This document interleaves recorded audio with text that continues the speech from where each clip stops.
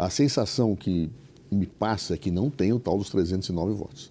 Senão não estariam fazendo essa situação da urgência, que é justamente para viabilizar, primeiro, um cálculo dos votantes. Segundo, apressar, acelerar a tramitação. Portanto, é difícil dizer. Eu acho que talvez nem mesmo as lideranças saibam exatamente qual o número de pessoas que estarão alinhados com a posição dos próprios partidos. A minha avaliação continua a mesma. Eu acho que esse projeto é mais um discurso político que visa manter acesa a ideia de que são inocentes aqueles que articularam o golpe de Estado do dia 8 de janeiro, que, evidentemente, as lideranças que estão atingidas pelas denúncias também não fizeram nada, que o golpe é uma ficção, que o relatório da Polícia Federal não procede em absolutamente nada, que a denúncia do Ministério Público não procede absolutamente nada, que as matérias da imprensa também não dizem nada, ou seja, que existe uma conspiração universal contra aquelas pessoas que lá estão. É claro que nós temos que discutir situações a situações, analisar cada caso, verificar se as penas estão aplicadas corretamente, as provas do processo, mas isso é uma questão individualizada. No geral, me parece muito claro que está comprovado, sim, que e não há uma conspiração sobre isso. Parece que a evidência é total. As provas são muito claras, de acordo com o que está no processo, com o que está no inquérito.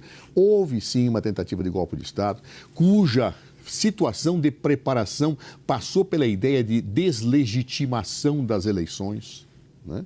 Ou seja, nós tivemos aí um processo gradativo, então, que se falava das urnas eletrônicas, que não valiam. Aliás, acho bastante curioso que Trump tenha elogiado as urnas eletrônicas do Brasil, segundo foi noticiado, né? É um paradoxo para quem defendia essa situação como alguma anomalia.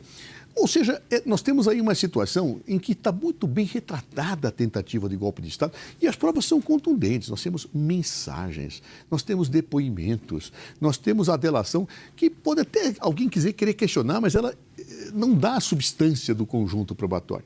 Acho, insisto, que vai ser muito difícil que se consiga desconstituir essas provas. A defesa, ou as defesas daqueles que são atingidos, possivelmente terão que sempre ligar pela ideia de nulidade, pela ideia de invalidade, porque na substância as coisas estão absolutamente claras. Ora, como é que eu faço para manter acesa, diante dessas evidências, a ideia da inocência? Eu faço um discurso político. E esse projeto de anistia, ele é um galvanizador desse discurso político. É um mote que eu tenho que dizer, não, vamos anistiar, vamos pacificar um país, vamos fazer anistia. Ora, ninguém que tem uma democracia, essa democracia pode ter sido rompida, vai pacificar absolutamente nada com uma anistia de quem tentou violá-la. Ou seja, não há pacificação possível que faça ou que passe a mensagem de que amanhã ou depois um golpe de Estado pode novamente tentar ser colocado e as pessoas saírem impunes. Isso não é possível, claro. Então, acho, muito francamente, que esta é uma batalha que, a meu ver, mas posso me surpreender, tende a ser inglória, pelo menos nesta conjuntura que está dada hoje. Nós só estamos tendo essa discussão agora porque, conforme relatado amplamente pela imprensa, o Supremo Tribunal Federal entrou em ação e politicamente para, nas palavras dos meus colegas jornalistas, pressionar o parlamento, o que, se for um relato verdadeiro, é muito preocupante, porque o artigo 95 da nossa Constituição impede, previne, ou pelo menos deveria vedar que magistrados, juízes, muito menos ministros do Supremo Tribunal Federal, tivessem qualquer tipo de atuação político-partidária. A função deles é a guarda da Constituição e a aplicação da lei, não o processo legislativo em si, muito menos da forma como está descrito. Eu já trouxe isso aqui para o nosso espectador, mas eu faço questão e friso, não são minhas palavras, tá? Uma das manchetes aqui, a nova arma de Moraes para pressionar Kassab contra a anistia de 8 de janeiro. Agora, como assim uma arma para exercer pressão numa liderança política? Isso não faz o menor sentido dentro de práticas republicanas. Outra, esse aqui que eu li foi do Metrópolis, posso ler uma do Estadão. Moraes, o senhor Alexandre de Moraes, mira canhões contra a anistia. Ou seja, vejam inclusive que a metáfora é beligerante, ela fala em termos de guerra. E mais, eu já citei aqui então Metrópolis, o site noticioso, já falei do Estado de São Paulo, jornal tradicional. Vamos então à revista Veja, que disse o seguinte: aspas, Bolsonaro não será anistiado, garantem ministros do STF. Ou seja, se antecipando ou antecipando seus votos, se antecipando a uma matéria que sequer passou no parlamento. Magistrados montaram um arsenal de teses jurídicas para derrubar eventual benefício ao ex-presidente. Ou seja, aqui já há uma combinação, né, para atacar as prerrogativas de um outro poder. Bom, o que mudou?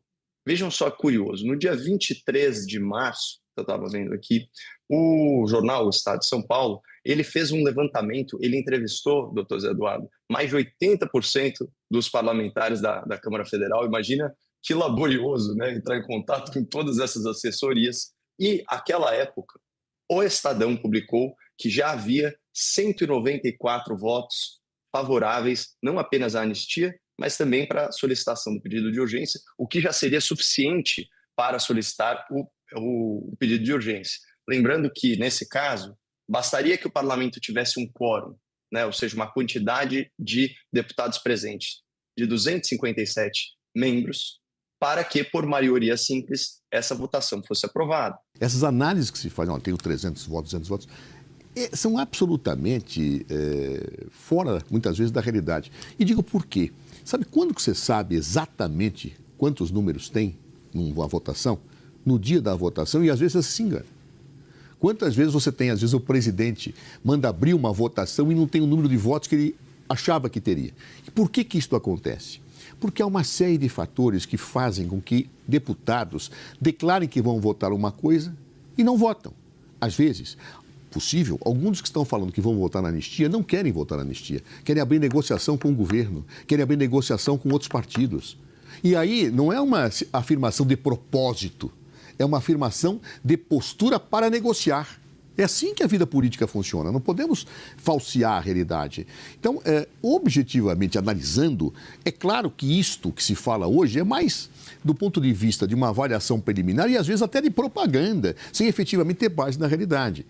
Os acontecimentos futuros determinarão perda de votos para a anistia, aumento de votos para a anistia. Por exemplo, se evidências cada vez mais fortes surgirem em relação às práticas de tentativa de abolição do golpe de Estado, tentativa de abolição do Estado de Direito e golpe de Estado, vai minguando, porque a opinião pública tem um peso sobre isso.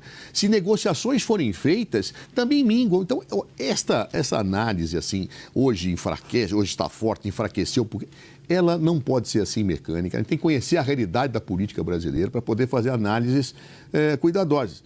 Eu, hoje, pelo que nós estamos vendo, acho que não tem a maioria para aprovação. Posso estar enganado, porque amanhã ou depois, quando for votado, pode ter a maioria. Ou seja, podia ter hoje, eu não sabia, ou podia não ter hoje, eu estava certo, e ter amanhã. Como poderia ter hoje e não ter amanhã. Esse é dinâmico. A vida política, ela tem uma dinamicidade que as análises racionais de quem está de fora muitas vezes não captam o que acontece. É evidente que os acontecimentos baseados da conjuntura vão influenciar isto, como também as negociações que forem feitas entre os partidos, entre as bancadas, vão influenciar isto. Ou seja, é uma situação que, neste momento, a meu ver, é um discurso político e não uma análise cartesiana de ponteiros que tiram aqui e apontam para lá, porque ninguém sabe exatamente quem vai votar no quê, tirando apenas um certo núcleo mais ideológico bolsonarista, que vai votar na anistia a qualquer preço. O resto vai ser definido ao longo do processo político, dos diálogos e da pressão que os fatos da vida farão sobre esses parlamentares. E para finalizar, pessoal, você sabia que é possível ganhar dinheiro sem precisar sair de casa? Com a era da internet e o mundo ficando cada vez mais digital, isso agora é totalmente possível. Por isso, quero destacar aqui uma ótima oportunidade de gerar uma renda extra diretamente de casa, usando apenas o seu celular, tá? E não é para ficar milionário e comprar aí Porsche, BMW não, tá? Mas é para fazer uma renda aí boa. Já tem muita gente aí conseguindo ganhar entre 500, 700 e até 3 mil reais por mês com isso. E é claro, quero enfatizar que não é nada ilícito, tá? Não é casa de apostas, nem bets, nada disso. Se você se interessou, é só acessar o link que está na descrição desse vídeo aqui e também no primeiro comentário fixado, tá? E ele vai te levar diretamente para uma conversa com o nosso companheiro Clayson. Lá ele vai te explicar tudo direitinho e tirar todas as suas dúvidas sobre como começar, tá? Então não perde tempo e já clica no link aqui embaixo. Então é isso, pessoal. Fico por aqui. Um grande beijo. Até mais. Fui!